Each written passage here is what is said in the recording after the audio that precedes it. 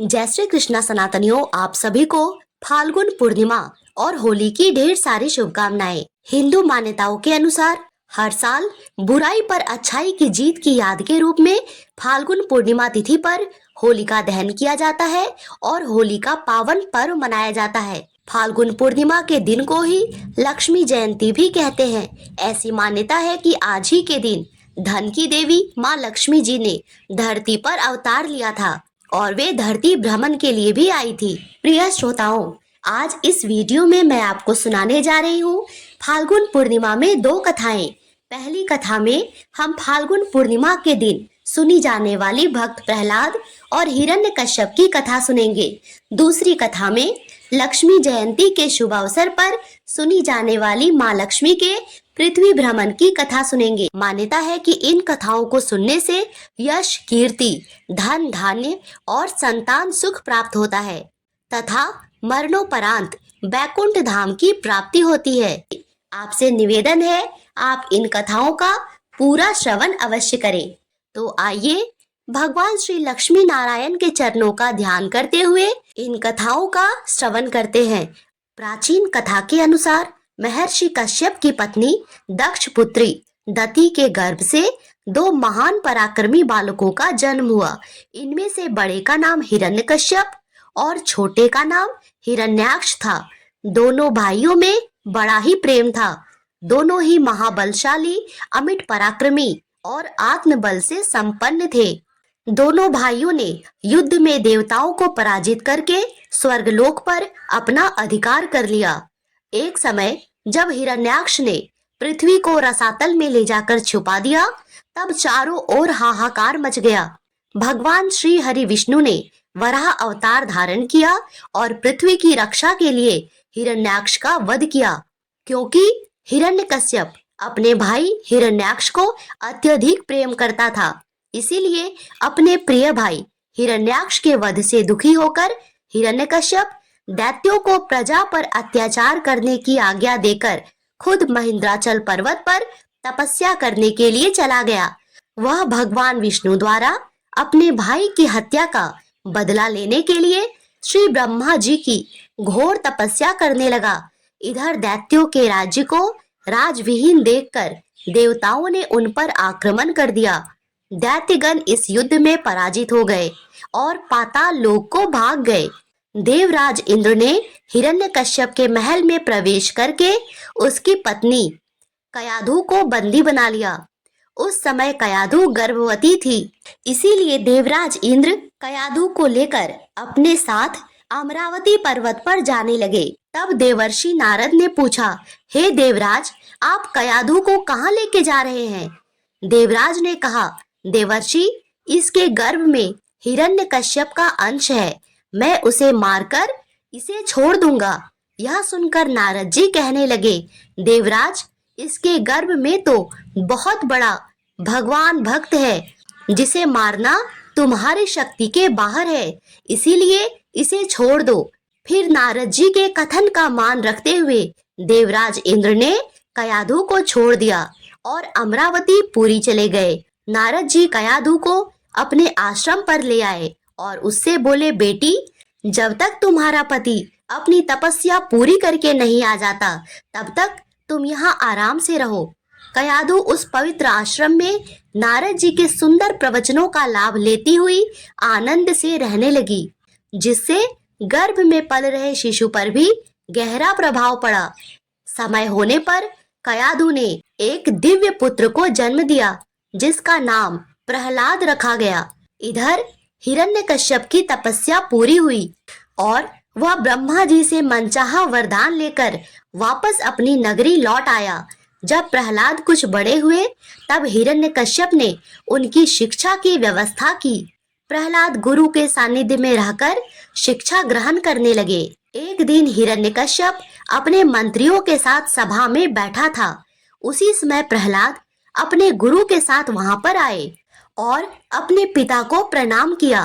प्रहलाद को प्रणाम करते देखकर हिरण्यकश्यप ने खुशी से अपने पुत्र को अपनी गोद में बिठाकर दुलार किया और कहने लगा, पुत्र, तुमने अब तक अध्ययन में निरंतर तत्पर होकर जो कुछ सीखा है, उसमें से कुछ अच्छी बात तो सुनाओ। तब प्रहलाद बोले, पिताजी, मैंने अब तक जो भी सीखा है उसका सारांश आपको सुनाता हूँ। जो आदि मध्य और अंत से रहित, अजन्मा, वृद्धि और क्षय से शून्य, अच्युत है, समस्त कारणों के कारण है, जगत की स्थिति और अंत करता, उन श्री हरि को मैं प्रणाम करता हूँ। यह सुनकर दैत्यराज हिरण्यकश्यप के नेत्र क्रोध से लाल हो गए। उसने कांपते हुए होठों से प्रहलाद के गुरु से कहा, अरे दुर्बुद्धि ब्राह्मण, यह क्या?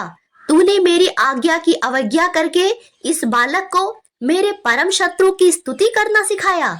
यह तुमने मेरे पुत्र को कैसी शिक्षा दी है? तब गुरुजी ने कहा, दैत्यराज, आपको क्रोध के वशीभूत नहीं होना चाहिए। इतना क्रोध करना ठीक नहीं। आपका पुत्र मेरी सिखाई हुई बातें नहीं कह रहा है। तब हिरण्यकश्यप बोला, बेटा प्रहलाद, बताओ तुम्हें यह शिक्षा किसने दी? तुम्हारे गुरुजी तो कह रहे हैं, मैंने तो इसे ऐसा उपदेश दिखाया ही नहीं है।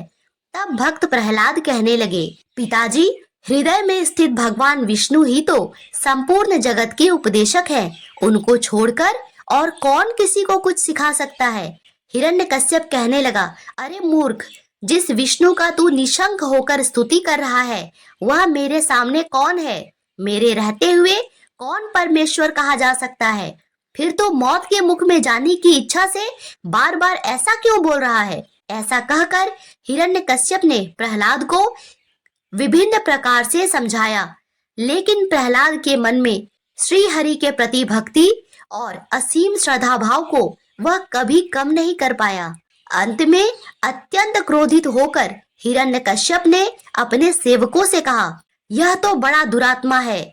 मेरे राज्य में जो भी विष्णु की स्तुति करेगा उसे जीवित रहने का कोई अधिकार नहीं है। इसे भी ले जाओ और इसे मार डालो। शत्रु प्रेमी तो केवल और केवल अपने कुल का नाशक ही होता है। इधर हिरण्यकश्यप की आज्ञा पाकर उसके सैनिकों ने प्रहलाद को अनेकों प्रकार से मारने का प्रयास किया, किंतु उनके सारे प्रयास श्री हरि की कृपा से असफल हो जाते थे। उन सैनिकों ने प्रहलाद पर अनेक प्रकार से अस्त्र शस्त्रों से आघात किया, लेकिन प्रहलाद को कुछ भी नहीं हुआ। फिर प्रहलाद के हाथ पैर बांधकर समुद्र में डाल दिया, फिर भी प्रहलाद बच गए। फिर सबने मिलकर प्रहलाद को बहुत सारे विषैले सर्पों से भरे एक कोठरी में बंद कर दिया। वे सर्प भी भक्त प्रहलाद का कुछ भी बिगाड़ नहीं पाए। जब सारे प्रयास विफल हो गए तो हिरण्यकश्यप ने अपनी बहन होलिका के साथ मिलकर प्रहलाद को मारने की योजना बनाई। एक बार होलिका को वरदान स्वरूप एक चादर मिली थी, जिसे ओढ़कर अगर वह जलती हुई अग्नि के लपटों के बीच भी बैठ जाए तो उसे कुछ नहीं होगा। प्रहलाद को मारने के सारे प्रयास विफल होता देखकर हिरण्यकश्यप ने अपनी बहन होलिका को उसी चादर को ओढ़कर प्रहलाद को लेकर अग्नि में बैठ जाने को कहा, और होलिका ने अपने भाई की आज्ञा अनुसार वैसा ही करने का निश्चय किया। इसके बाद इधर हिरण्यकश्यप ने प्रहलाद से कहा, अगर उसे अपनी भक्ति पर विश्वास है तो वह अपनी बुआ होलिका के साथ अग्नि में जाकर बैठ जाए, अन्यथा विष्णु भक्ति त्याग दे। यह सुनकर भक्त प्रहलाद अपनी भक्ति के सहारे ओम विष्णवे नमः इस मंत्र का जाप करता हुआ उस अग्नि में बैठने को तैयार हो गए। वेदी बनाई गई, उसके चारों ओर अग्नि का प्रबंध किया गया। होलिका अपनी दिव्य चादर ओढ़कर बैठी, जो तेज अग्नि से उसकी रक्षा करने वाली थी, और अपनी गोद में भक्त प्रहलाद को लेकर वह अग्नि में बैठ गई। लेकिन भक्त प्रहलाद तनिक भी विचलित नहीं हुए, बल्कि वह तो भगवान की भक्ति में मग्न हो गए। जैसे जैसे अग्नि की लपटें तेज होती गई, भक्त प्रहलाद के मंत्र भी तेज होते गए। ओम विष्णवे नमः, ओम विष्णवे नमः। पूरे वातावरण में बस यह मंत्र ही गूंजने लगा। तभी हवा की तेजी से लपटों ने उस दिव्य चादर को उड़ाकर प्रहलाद को ढक दिया, और आकाशवाणी हुई कि होलिका ने वरदान का दुरुपयोग किया है, जिसके दंड स्वरूप उसकी मृत्यु निश्चित है। और दंड स्वरूप होलिका उसी अग्नि में जलकर भस्म हो गई, उसकी मृत्यु हो गई। इधर उसका भाई हिरण्यकश्यप अपनी प्रिय बहन की मृत्यु से अत्यंत दुखी होकर विलाप करने लगा। इस प्रकार एक बार फिर से भक्त प्रहलाद की भक्ति की विजय हुई। अधर्म का नाश हुआ। प्रहलाद को सुरक्षित देखकर प्रजा में बड़ा संतोष दिखा। सबके मन में भगवान विष्णु की भक्ति की शक्ति जग गई। प्रजा ने बड़ा उत्सव मनाया और यह बुराई पर अच्छाई की विजय है, अधर्म पर धर्म की विजय और क्रोध पर प्रेम की विजय है। प्रजा ने अपना आनंद अलग अलग रंगों से रंगोत्सव मनाकर तरह तरह के गीत गाकर मनाए। होलिका की मृत्यु के समाचार ने हिरण्यकश्यप के क्रोध को अत्यंत प्रचंड कर दिया और उसने प्रहलाद को अपनी सभा में बुलवाया। और जब प्रहलाद सभा में पहुंचा तो हिरण्यकश्यपु ने गुस्से में गरजते हुए कहा, अरे मूर्ख, मैं तुझे बार बार समझा चुका हूँ, इस संसार में मुझसे बड़ा कोई नहीं है। मैं ही सर्वशक्तिमान हूँ, मैं सबसे शक्तिशाली हूँ। फिर भी तू बार बार मेरे शत्रु विष्णु की स्तुति करता रहता है। बता, कहाँ है तेरा विष्णु? अगर वह सच में अस्तित्व में है तो उसे अभी मेरे सामने प्रस्तुत कर, या यह सब तेरी मानसिक कल्पना तो नहीं। और ऐसा कहकर वह अट्ठास करके हंसने लगा। क्रोध से उसकी आंखें लाल हो रही थी और जोर जोर से वह अट्ठास कर रहा था। सभा में खड़े सभी लोग डर से थर थर कांपने लगे, लेकिन भक्त प्रहलाद, उनके चेहरे पर तो चिंता या डर की एक रेखा मात्र भी नहीं थी। वह शांत चित्त और निर्भीक खड़ा था। उसने विनम्र स्वर में उत्तर दिया, पिताश्री, भगवान विष्णु तो सर्वत्र हैं। वे कण कण में व्याप्त हैं। वे आपके महल में हैं, आपके सिंहासन पर हैं, यहाँ तक कि इस स्तंभ में भी है। हिरण्यकश्यप ने प्रहलाद के शब्दों को सुनकर क्रोध में आकर गरज कर बोला, यदि विष्णु इस स्तंभ में है तो मैं अभी उसे तोड़ता हूँ और देखता हूँ कि तुम्हारा विष्णु कहाँ है। यह कहते हुए हिरण्यकश्यप ने अपने गदा से उस विशाल स्तंभ पर जोरदार प्रहार किया। जैसे ही स्तंभ टूटा, उसमें से एक भयंकर गर्जना गूंजी।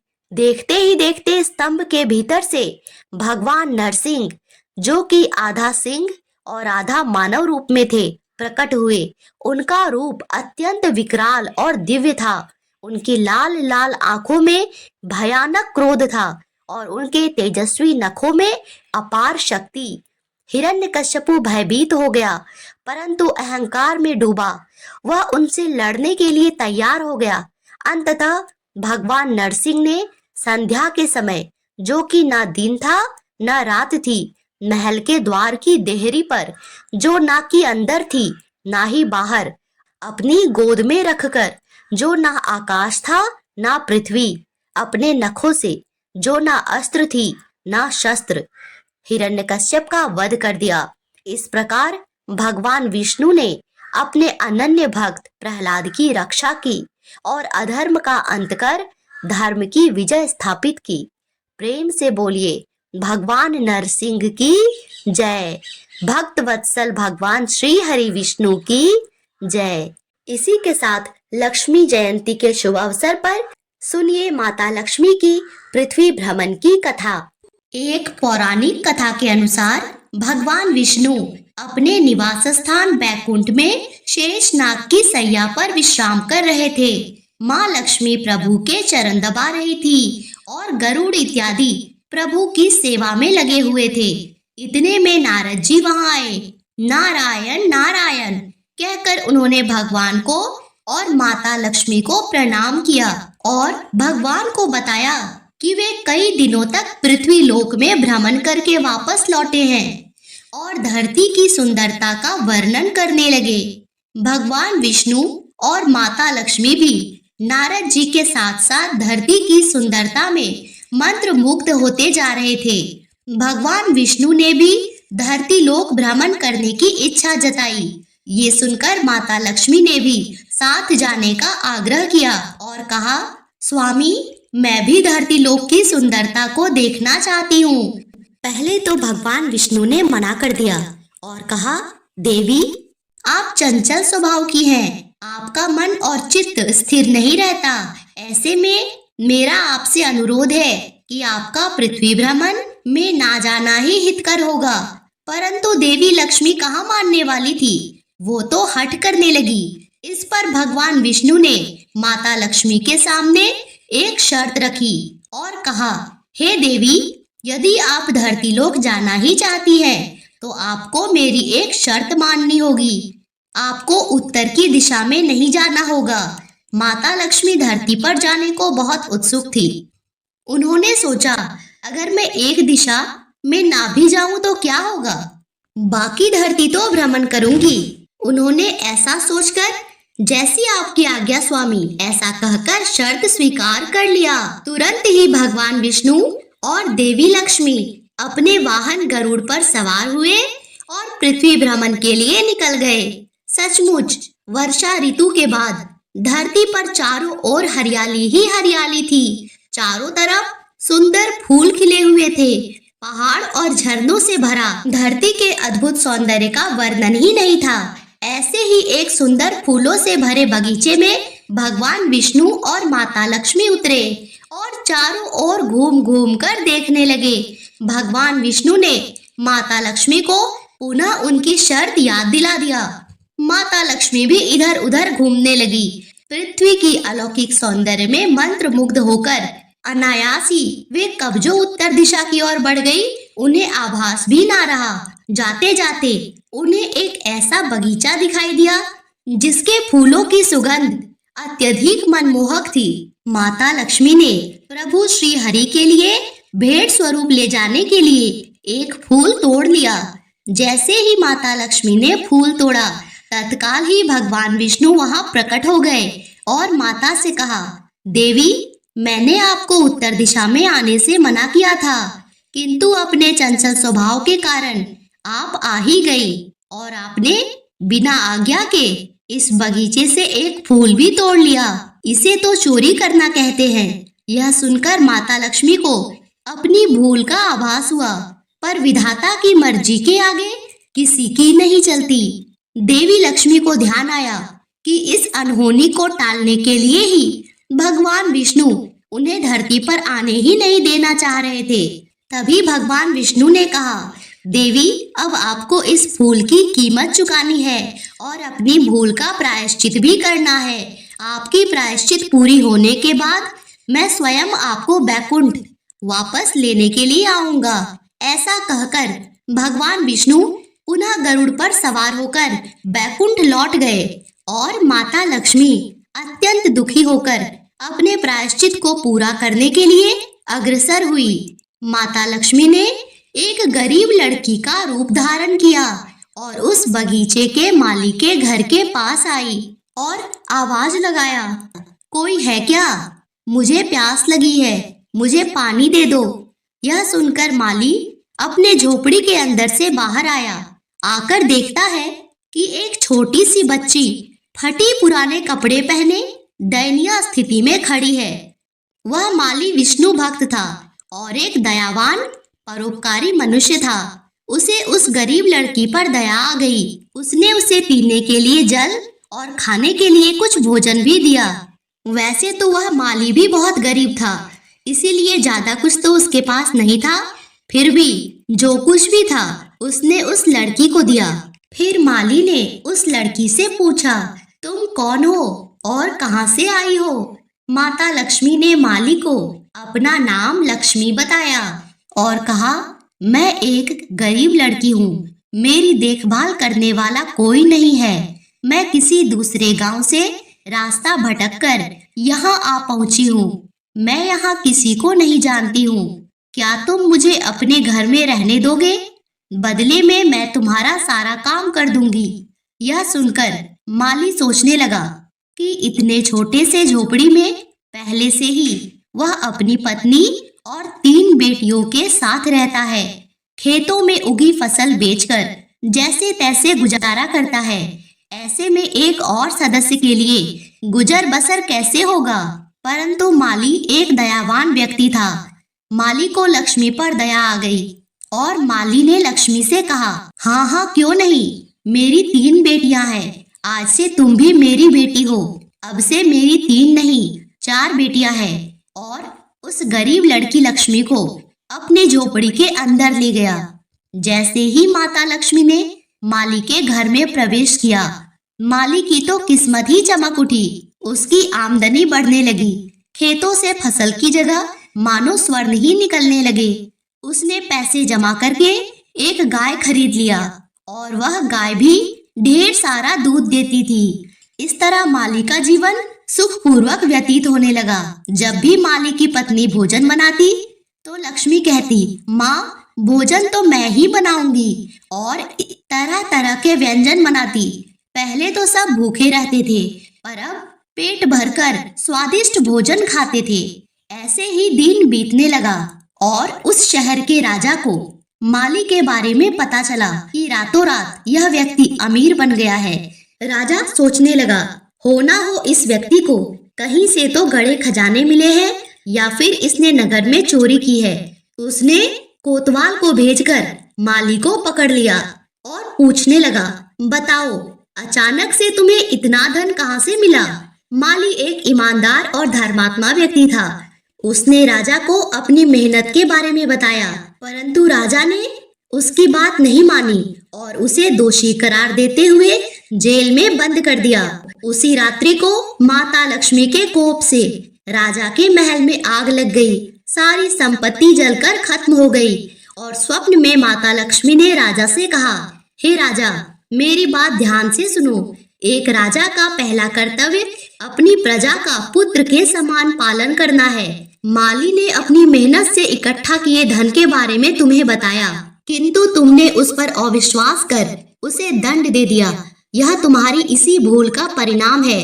राजा ने माता लक्ष्मी से क्षमा मांगी और माली को निर्दोष करार देते हुए उसे छोड़ दिया। इधर देखते ही देखते माता लक्ष्मी के दंड की अवधि पूर्ण हुई।